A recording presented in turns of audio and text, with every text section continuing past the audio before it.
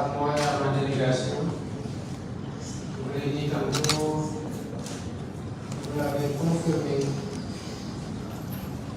Quand c'est vous qui venez à Dakar, vous quittez chez vous, vous allez chez vous. Quand je quitte Dakar aussi, je quitte Dakar pour aller chez vous. Parce qu'en Guinée-Bissau, les citoyens sénégalais se sont forcément chez nous. Je voudrais vous renouveler mes sincères remerciements pour votre présence à la cérémonie d'investiture. Vous l'avez fait pour moi parce que c'est moi qui étais servant, mais à travers ma personne, c'est tout le peuple sénégalais qui a été engagé de vous accueillir à Dakar dans cette circonstance solennelle et importante dans la vie de notre nation. C'est le témoignage de l'excellence des relations entre les deux pays et je m'en réjouis particulièrement. Je vous l'ai dit, d'autres chefs d'État ne sont pas connus, la plupart de notre pays. Mais si vous n'étiez pas là, ça allait se faire remarquer parce que je ne peux que vous le soyez. C'est pour ça que ça on sent particulièrement. Et vous savez, je pense que moi, entre le Sénégal et la Guinée-Bissau, tout le monde, vous l'avez appris tout à l'heure, c'est l'histoire. C'est la parenté, c'est la géographie, c'est l'amitié, c'est la coopération.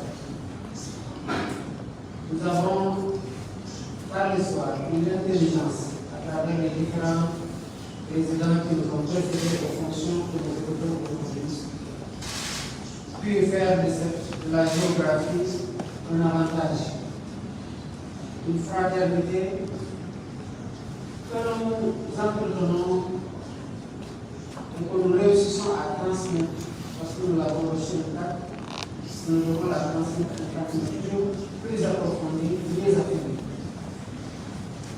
Et je vous dis ici, les environnements de détermination avec vous, au renforcement de ces liens historiques, parce que c'est le soutien.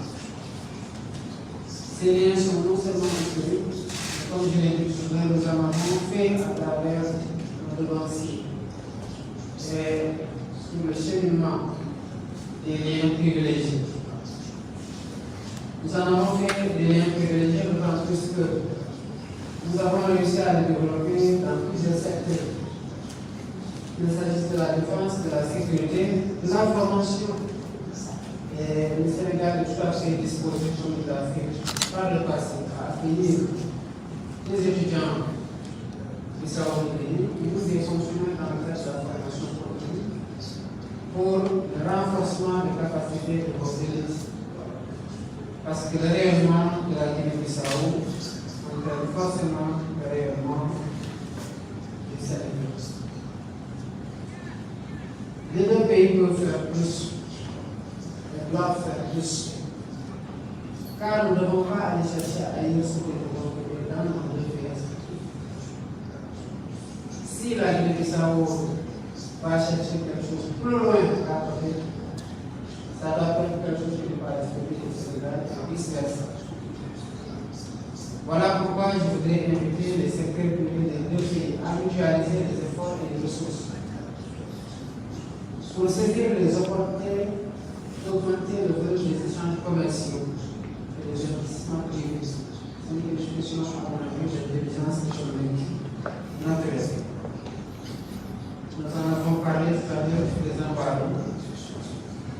La grande commission mixte qui permet à travers la protection de la coopération de la Guinée-Bissau de suivre et de renforcer l'intensité de la coopération bilatérale doit être convoquée. Nous avons convenu de la convoquer dans les meilleurs délais.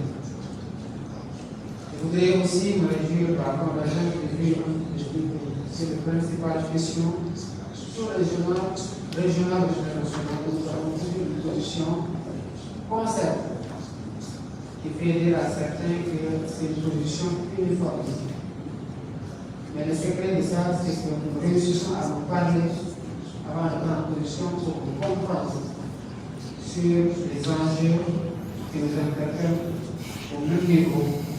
Parce que partageons ce que d'autres ne partagent pas forcément avec nous, ou au moins pas avec la même intensité et pas même avec la même histoire.